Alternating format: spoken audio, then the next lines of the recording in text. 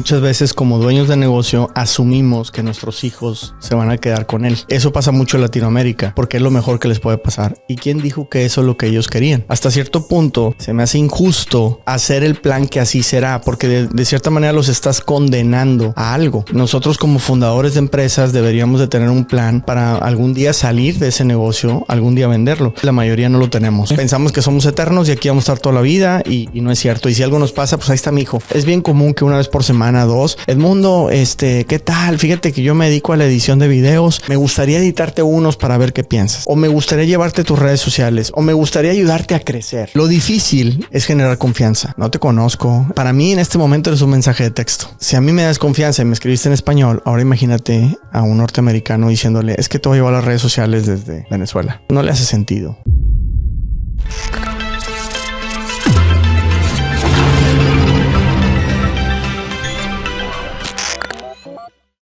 Si alguna vez has considerado comprar o vender un negocio en los Estados Unidos o simplemente tienes curiosidad, te interesa el tema del estado de las pymes, de las pequeñas y medianas empresas en este país, estás en el lugar correcto. En este episodio vamos a explorar datos importantes sobre la compra-venta de negocios, la importancia que tienen las pequeñas empresas en la economía de Estados Unidos y la relevancia de los migrantes en la apertura de negocios en este país. Así es que buen episodio el día de hoy porque estamos comprando América y por eso tenemos que analizar estos datos para ver el tamaño de la oportunidad. Diego, el rol de las pequeñas empresas en la economía. Pues bueno, no solo en Estados Unidos, en muchas partes del mundo prácticamente se dice que las pymes se vuelven la columna vertebral de la economía. Más de 33 millones de pequeñas empresas representan la columna vertebral de esta economía en Estados Unidos. 33 millones de empresas. Tienen más empresas que población que muchísimos países. Estas empresas representan el 99% de los asalariados, 97% de los exportadores del país.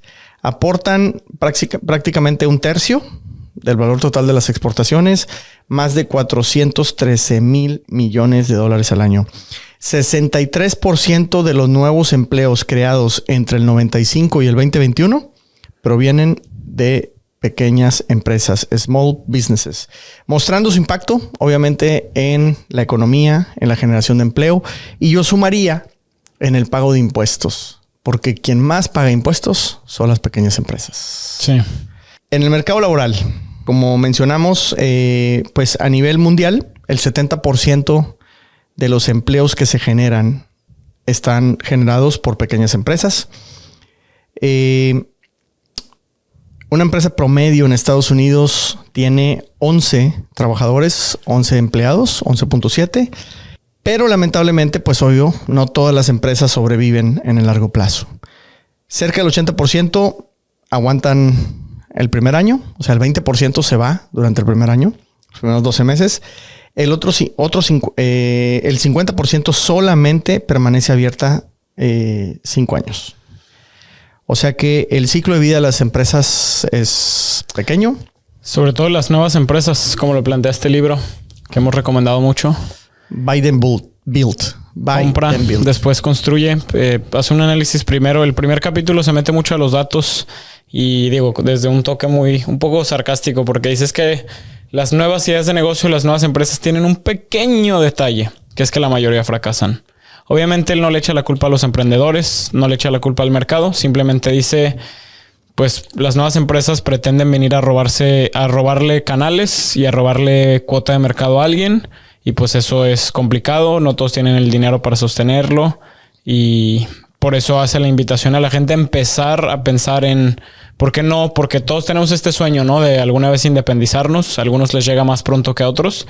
Pero ¿por qué no? Como herramienta de independencia, vas y tomas un negocio existente en lugar de ir a crear uno. Y como lo hemos dicho aquí, ¿no? Nosotros estamos un poquito ajenos o contrarios a esta visión que tiene mucha gente de reinventar la rueda.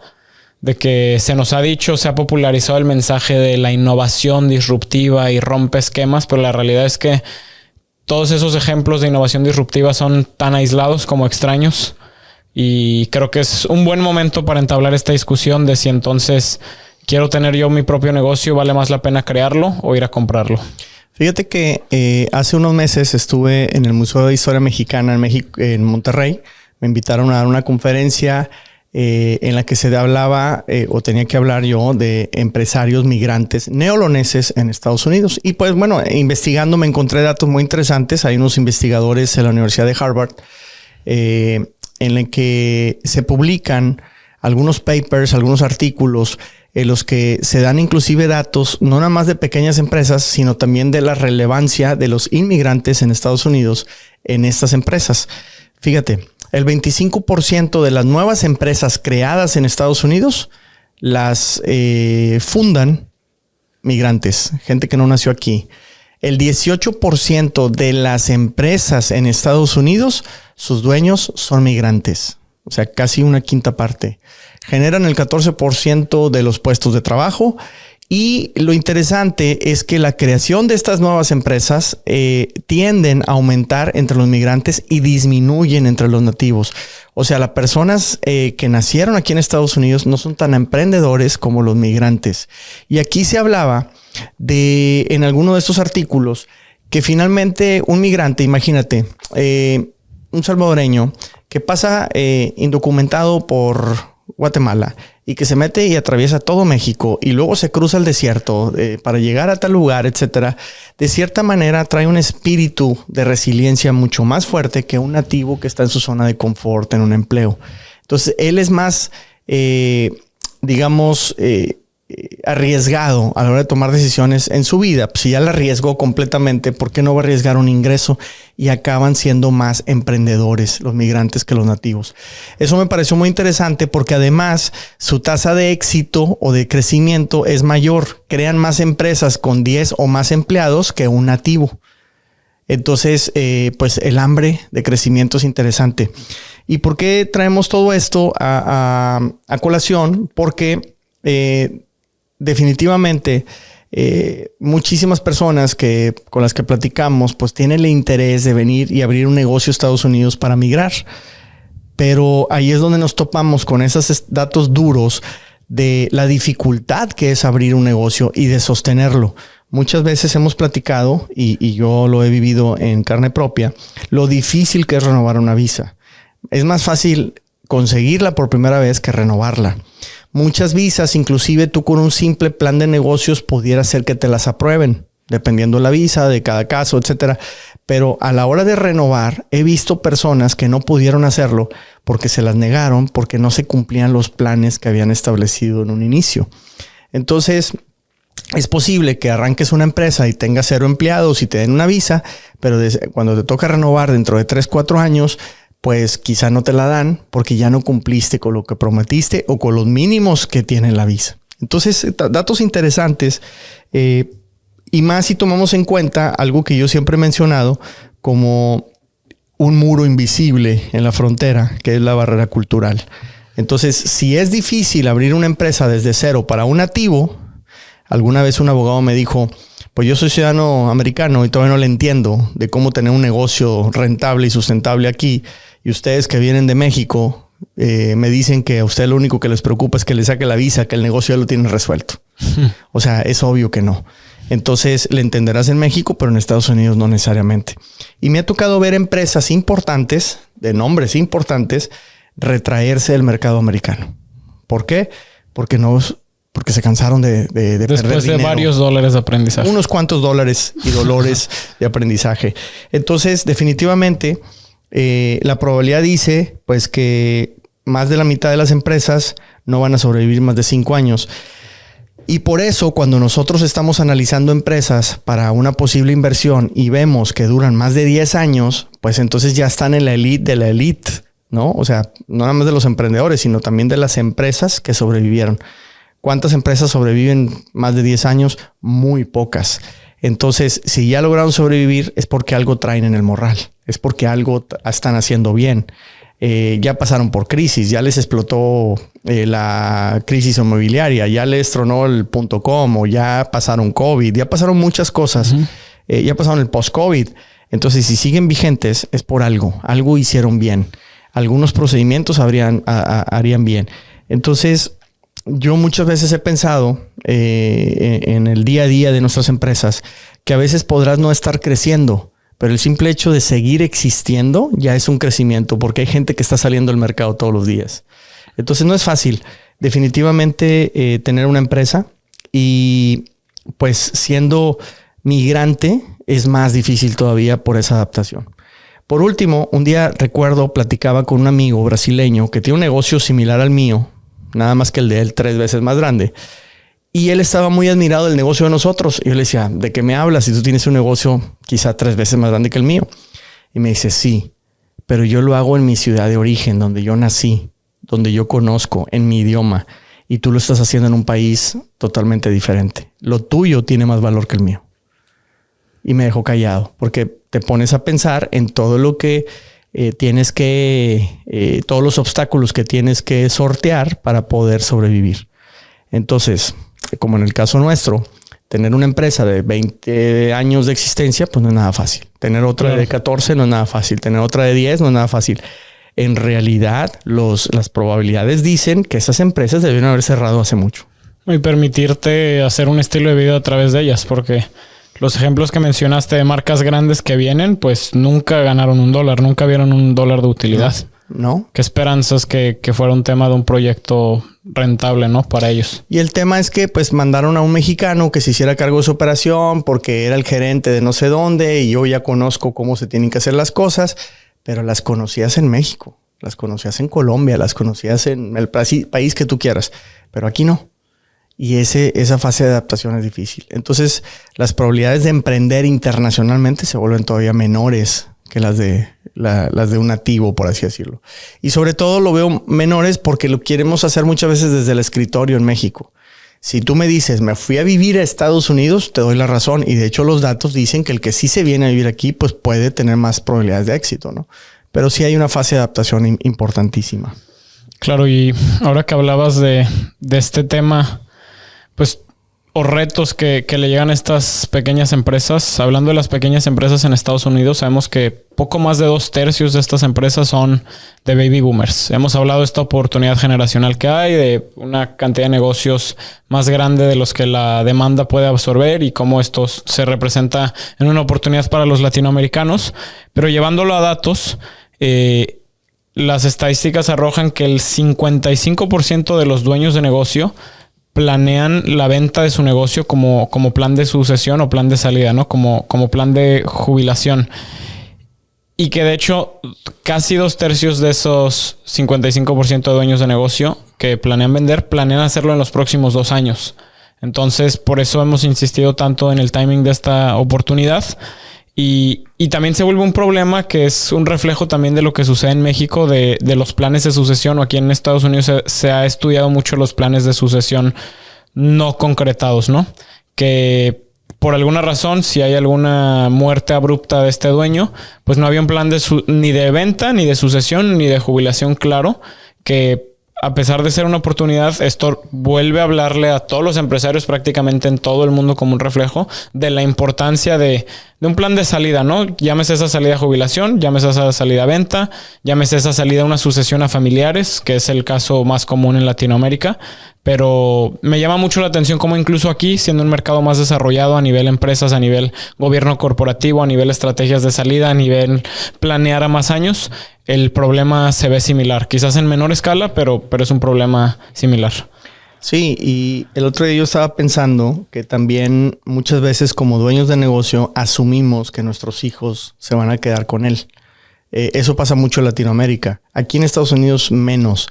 Pero allá asumimos que nuestros hijos van a querer trabajar en él porque es lo mejor que les puede pasar. ¿Y quién dijo que eso es lo que ellos querían? ¿Tú sueñas con el negocio de la patrona? No, y yo creo que no duré un año trabajando con la patrona. Y yo creo que mis hijos tampoco sueñan en mi negocio. Entonces, hasta cierto punto, se me hace injusto hacer el plan que así será, porque de cierta manera los estás condenando a algo. Entonces, nosotros como fundadores de empresas deberíamos de tener un plan, pues, literal para algún día salir de ese negocio, algún día venderlo.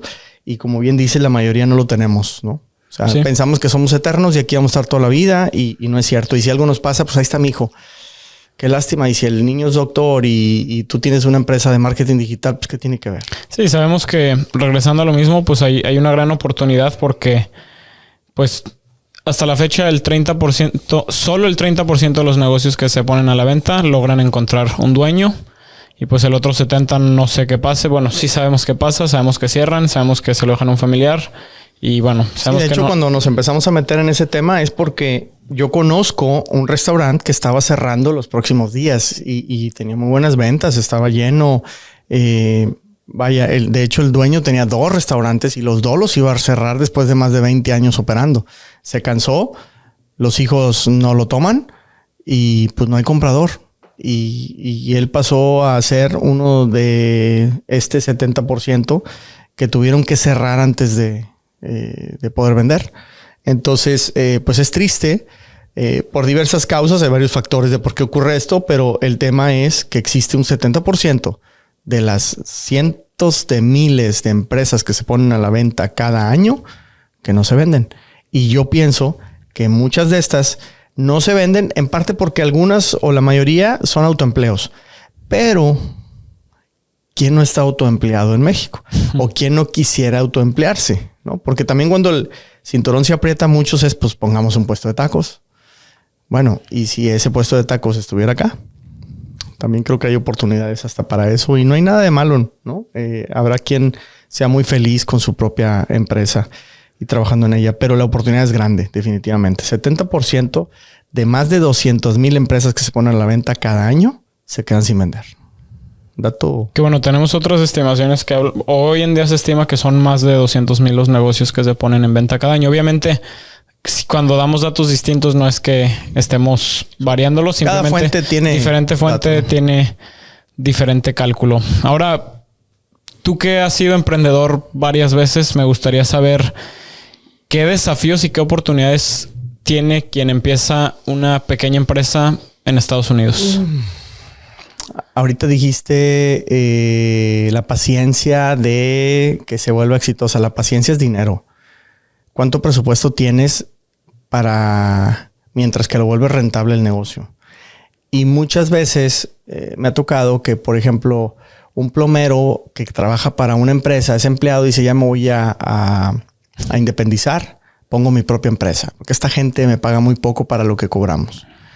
Y se independiza y solo para darse cuenta que terminando de reparar las tuberías de las casas donde trabaja, pues ahora tiene que llegar a la casa y hacer cuentas, pagar impuestos, ver el estado de cuenta del banco, ir con el contador, pagar el seguro, cosas a las que antes no se tenía que meter.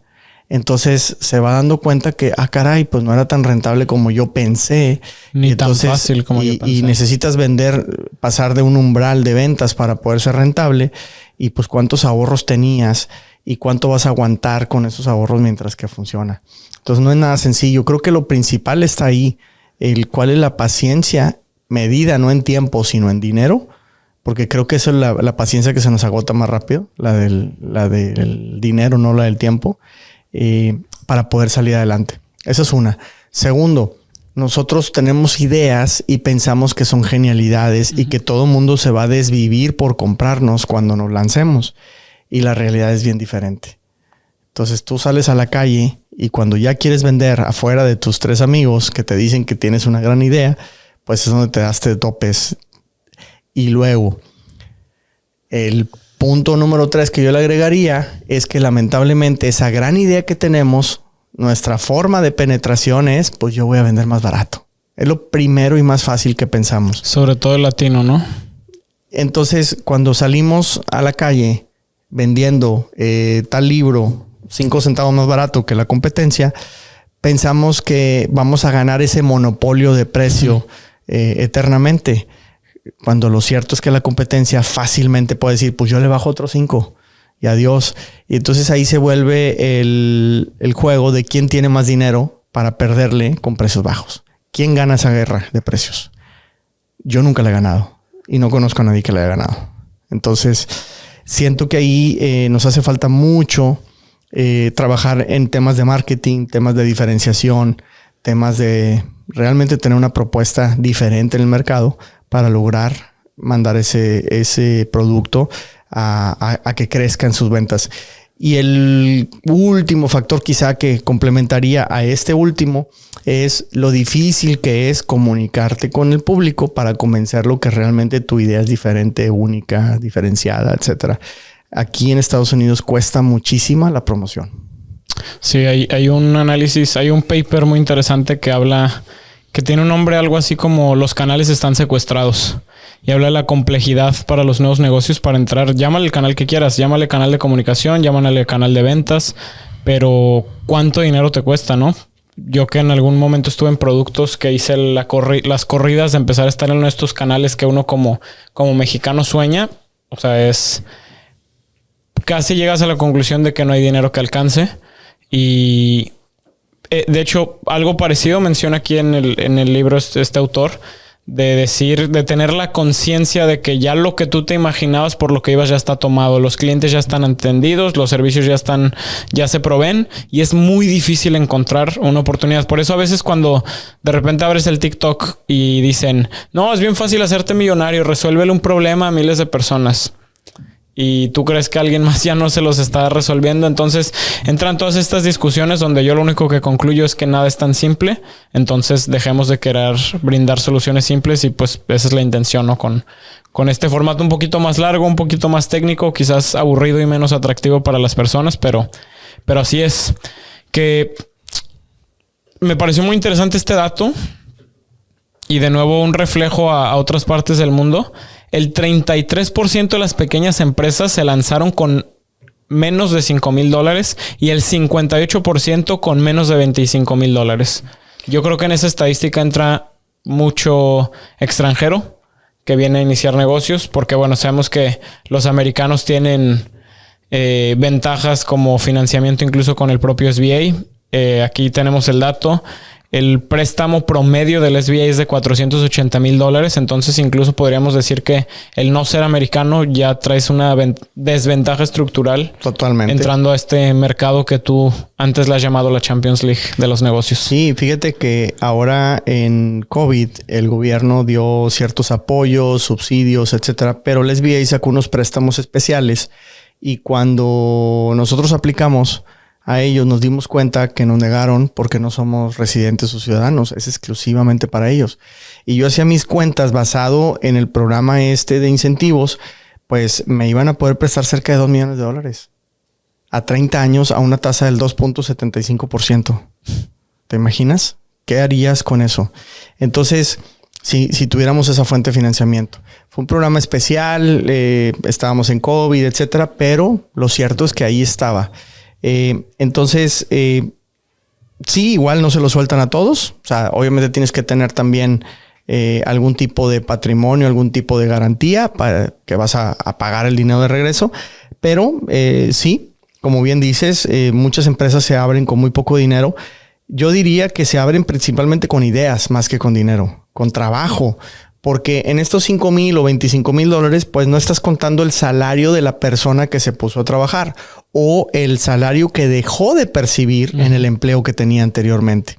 Entonces, muy subsidiados, obviamente, estos emprendimientos, pero lo cierto es que, pues, no es tan sencillo obtener financiamiento cuando vas arrancando. Yo recuerdo, demoré años antes que un banco me quisiera prestar aquí en Estados Unidos. Ahora, ya los has mencionado, pero ¿cuáles otros dirías que son los problemas? Porque siempre está esta estadística, ¿no? La mayoría de nuevos negocios fracasan. ¿Por qué fracasan?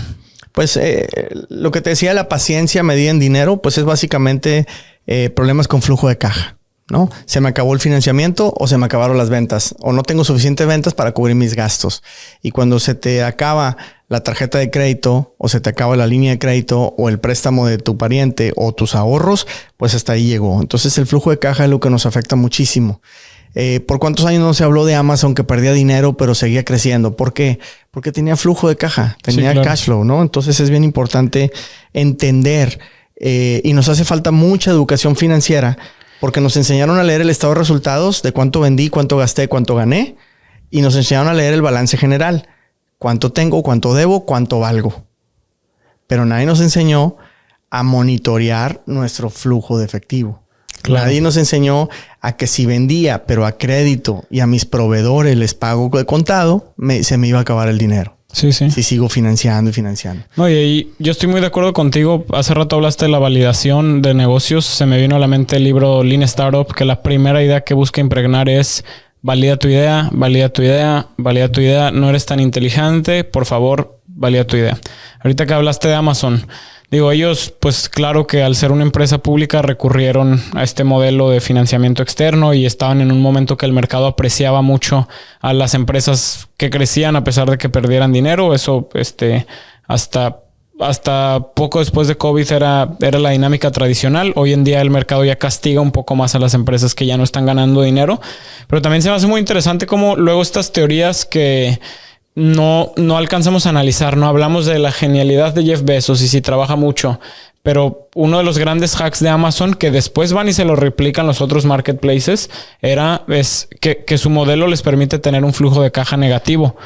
Que negativo se refiere a que ellos literalmente cobraban antes de lo que pagaban porque, como quien dice, le jineteaban el dinero de las ventas a todos los que se enlistaban, ¿no? Y seguro ellos, por su tamaño, todo lo demás lo pagaban a crédito. Uh-huh. Pero el crecimiento explosivo de Mercado Libre pasa lo mismo. No sé si alguien que nos escucha alguna vez vendió en Mercado Libre, pero Mercado Libre pasó de pagar en 72 horas a pagar en casi un mes. ¿Y cómo crees que financiaron tantas camionetas y tantos puntos y tanta publicidad? Tú lo dicen, ya tengo tanta gente comprando y vendiendo que ellos mismos me financian, además de tener acceso también a rondas públicas. Pero la ronda pública, ya sea por acciones o ya sea una ronda de deuda por bonos de tu empresa, no deja de ser más costoso que el propio cliente. Sí, pues el flujo efectivo, básicamente el ciclo de flujo efectivo lo puedes analizar tomando en cuenta 3 variables. Número 1, ¿cuánto te tardas en vender el inventario que tienes? Supongamos que 45 días. Perfecto. Trajimos un contenedor de no sé dónde y me tardé 45 días en venderlo. Número 1. Número 2, ¿cuánto se tarda los clientes en pagarte? Ya lo vendiste, pero diste 30 días de crédito para que te pagaran. Que en realidad se vuelven 40, 45 uh-huh. Y en México se pueden volver 120, ¿verdad? Pero supongamos que se vuelven otros 45 por los 30 que das, más ese día es que yo pago los viernes y ya se te pasó, vente el siguiente y que si te mandé el cheque por correo, que aquí se da todavía mucho, otros 45. Entonces ya llevan 90 días. Y la pregunta es, ¿cuánto te dio de crédito o de plazo tu proveedor? Entonces, imagínate, si tú traes un contenedor de China, te dicen, quiero el 30% de anticipo, el otro 70% contra entrega, y de ahí espera un mes para que te llegue el producto a Estados Unidos, y después te tardas 45 días en venderlo, y luego te tardas 45 en que te paguen. En realidad, como tú pagaste hasta por anticipado, pudieras tener un flujo o un ciclo de flujo de efectivo de 150 días positivo. Amazon lo tiene negativo. ¿Por qué? Porque tú le pones a consignación el producto. Entonces tiene 0 días de inventario él. Está a consignación. Hasta te cobra la renta del lugar. Claro. Bueno. Y luego vende. El dinero le entra en 1 o 2 días. Lo que se tarda en procesar la tarjeta de crédito. Y a ti te pagan 15, en 30, en lo que él quiera. La última vez que revisaron 24. Bueno, sí. 24. Entonces trae menos 22 días. Entonces, obviamente está trabajando con tu dinero, está trabajando con tus esfuerzos. Y el volumen que venden pueden crecer y crecer y crecer. Y saben que mañana habrá ventas y pasado mañana. Entonces por eso siguen poniendo bodegas, siguen poniendo su propia flotilla, etcétera, porque está financiado por todos nosotros los que compramos y los que vendemos en Amazon. Lo mismo pasa con Starbucks. Cuando tú prepagas en la tarjeta para que te dé rewards, pues se volvió un banco. Claro. Tienen un montón de cash. Y como luego, traen como entre el 15 y el 20% del dinero que se recarga jamás se usa. Bueno, eso es lo que te iba a decir. Cuando estuve en la maestría en contabilidad, de hecho, en una materia nos enseñaron a contabilizar la venta de gift cards o de prepagos y cómo ya traes una previsión o provisión, mejor dicho, de cuánto no se va a cobrar y cómo lo tienes que contabilizar. Ya hasta ese grado está. Sí. Ya hay un estándar de cómo, porque se sabe que va a ocurrir. Sí, más por aquí que hay mucha cultura, ¿no? De las gift cards. Totalmente. Qué interesante. Entonces, son temas bien interesantes. El flujo de caja es algo bien importante y no nos enseñaron a leerlo. En las escuelas de administración y de negocios no nos centramos mucho en el flujo efectivo y tendríamos que pensarlo más en un mundo tan competitivo. Puede ser la gran diferencia.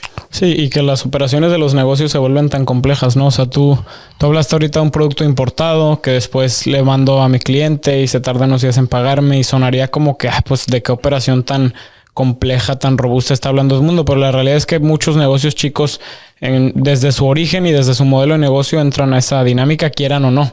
Otra cosa es que luego la gente dice, es que yo le quiero vender a Oxxo porque por alguna razón piensan que Oxxo les va a pagar en el momento que les entregan el pallet, ¿no? Pero ya se dan cuenta después de que no es así.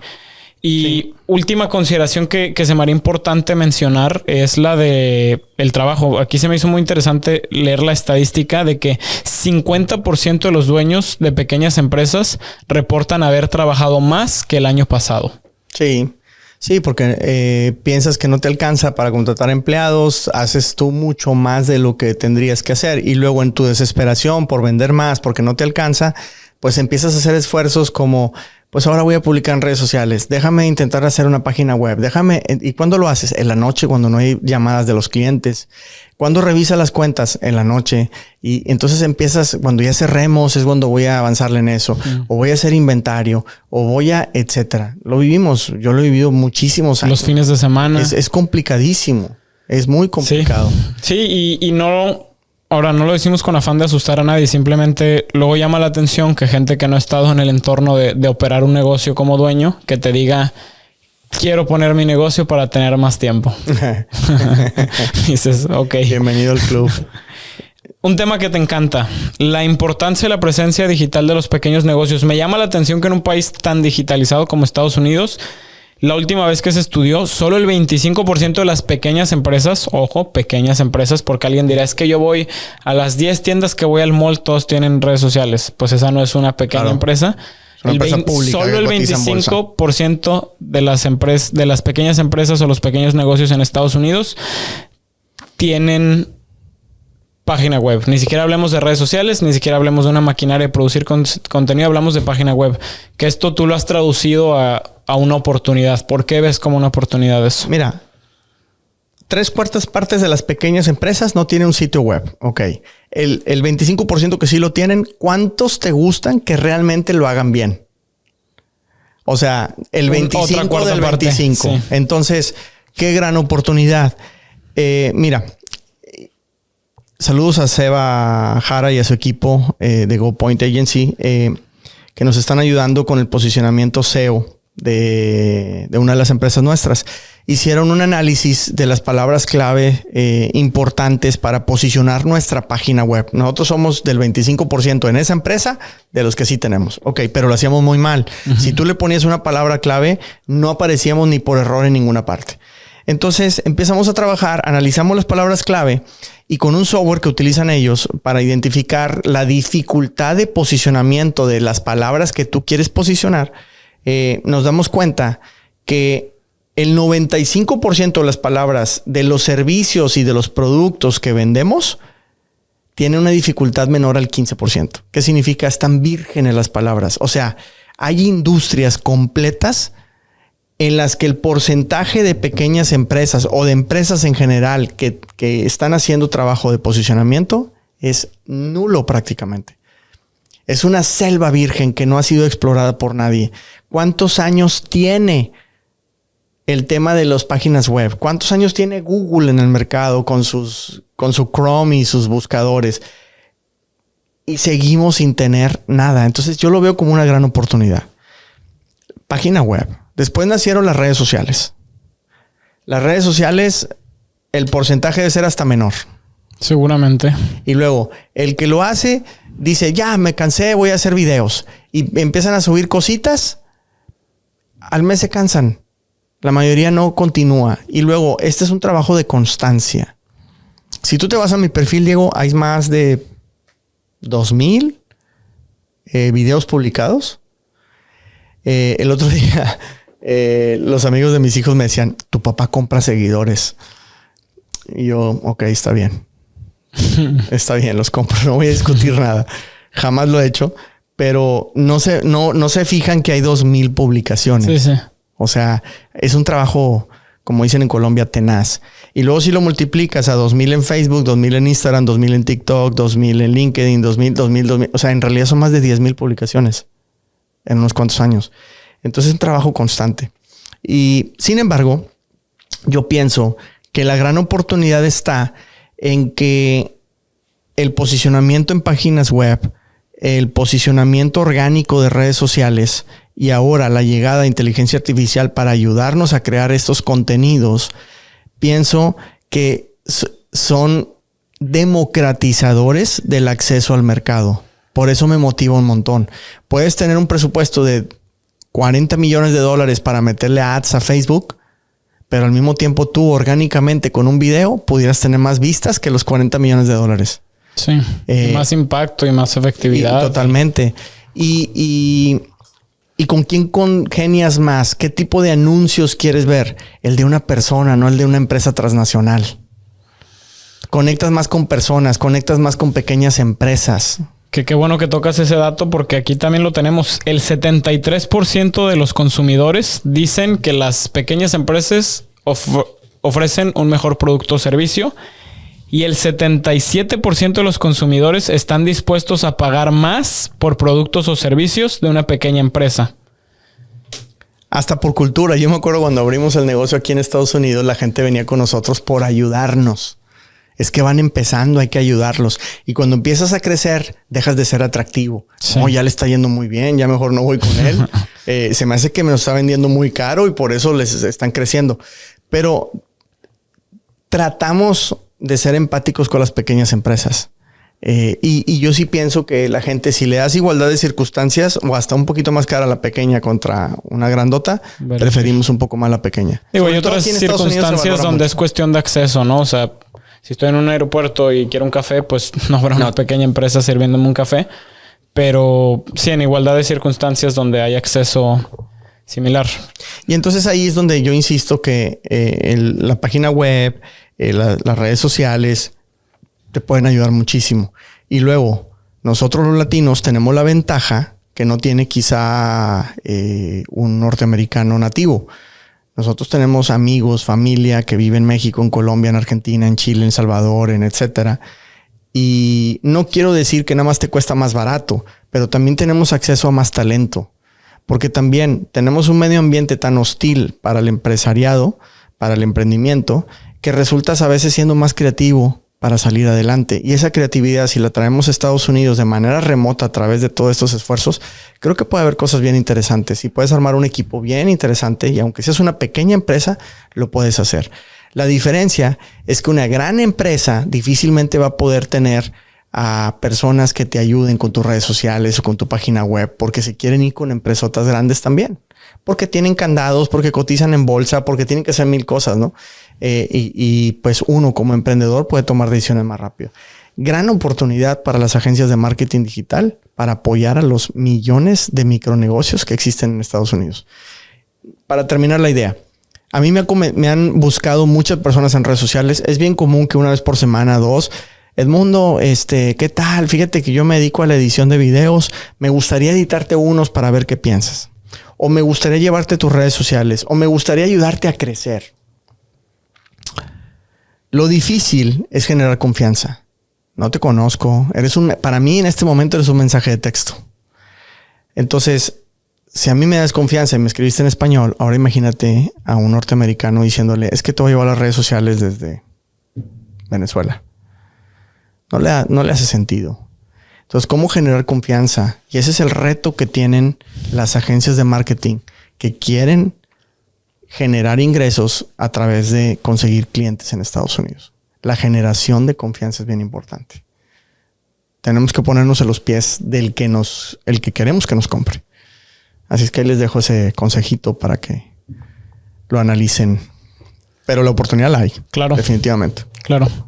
Y bueno, pues de cierta manera para llegar a una conclusión, ¿qué concluyes con estos datos con respecto a las...? Pues que tenemos que cuidar a las pequeñas empresas porque generan empleo, porque pagan y generan muchos impuestos, porque son familias que tienen voz, que tienen cara, que los conoces.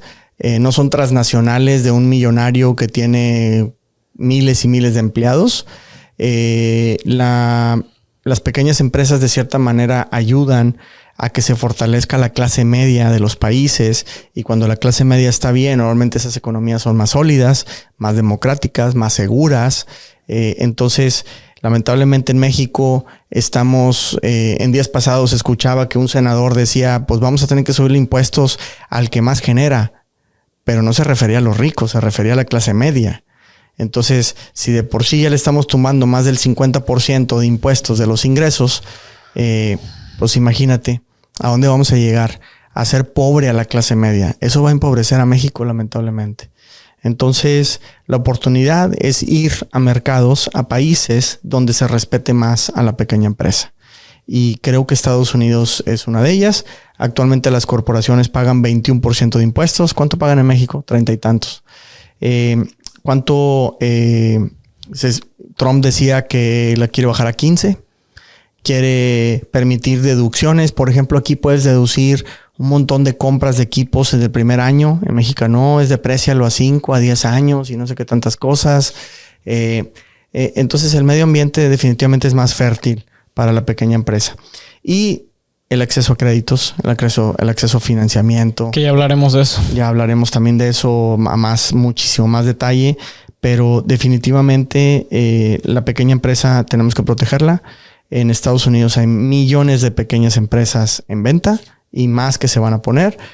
Ahí creo que hay una gran oportunidad para nosotros, porque para lo que en México es una pequeña empresa, en Estados Unidos esa pequeña empresa puede facturar 10 veces más y puede generarte 10 veces más y puede darte una tranquilidad que quizá en estos momentos, lamentablemente, en muchas partes de México no se tiene.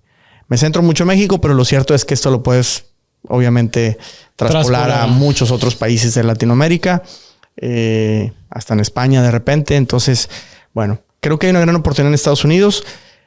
Creo que hay una gran oportunidad en conectarnos con estos dueños de pequeños negocios anglosajones que no piensan que el comprador o el próximo socio de su empresa sea un latino que ni siquiera vive en Estados Unidos, porque ni siquiera se imaginan que a través de este negocio pueden conseguir una visa para migrar legalmente. Entonces, temas bien interesantes que tenemos que explotar, y yo creo que, insisto, tenemos que cuidar a esa pequeña empresa y tenemos que aprovechar nosotros la oportunidad. Invitar a la gente a que verifiquen esto, ¿no? Porque por ahí ha habido, no comentarios, no, la gente no lo hace con una mala intención, con una duda, simplemente les parece tan nuevo el tema que es como, pues, cuéntame más, y nosotros personalmente me gusta invitar a la gente a investigar esto y a verificar esto por sus propios medios.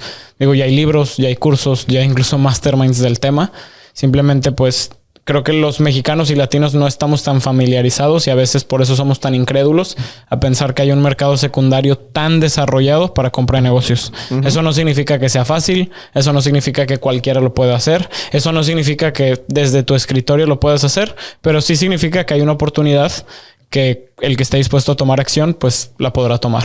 Y hablando de tomar acción, hay muchos que se quedan en eso, en la idea, en quiero, mas no lo hago porque me da miedo, porque no sé ni por dónde empezar, no sé dónde preguntar, con quién me asesoro. Sí me ofrecen una empresa, la quiero comprar, pero con qué abogado, no me vayan a defraudar, me da miedo, qué efectos fiscales voy a tener, qué responsabilidades y obligaciones voy a asumir. Entonces, si no te quieres sentir solo en ese camino, tenemos nuestro grupo, nuestra comunidad de inversión estratégica y adquisiciones en Estados Unidos, Comprando América. Puedes obtener mucha más información en comprandoamerica.com. Y ahí no solamente te acompaña Diego y Edmundo, sino nuestro equipo y obviamente una red de asesores que me ha costado años desarrollar. Pero ahí está nuestro contador, ahí está nuestro abogado de migración, ahí está nuestro abogado corporativo, nuestro abogado en propiedad intelectual, en contratos, asesores comerciales, etcétera. Entonces, la idea es acompañarte, que nos tomemos todos de la mano y juntos vayamos por empresas en Estados Unidos. Ya existe una buena cantidad de personas, no nos enloquecemos, no queremos miles, queremos mantener una cantidad, pues, muy razonable, muy cuidada, muy exclusiva, porque lo que buscamos es que nos tengamos confianza entre todos para ir a buscar en ocasiones inversiones grupales. Y en lugar de ir por empresas chiquititas que sean autoempleos, irnos por empresas medianas que tengan mejores rendimientos y que nos permitan vivir un poco más tranquilos. Así es que si te interesa participar en este grupo, en esta gran comunidad que estamos construyendo de inversiones estratégicas y adquisiciones en Estados Unidos, comprandoamerica.com. Si te agradó además estos podcasts que estamos subiendo, como el episodio de hoy, te vamos a agradecer muchísimo que le des like, que lo compartas y que nos ayudes a que más personas escuchen de esto, porque hay mucho trabajo por hacer en la educación hacia la adquisición de negocios en Estados Unidos. Gracias, Diego. Gracias, Edmundo. Esto es Conquistadores de América en su espacio Comprando América. América.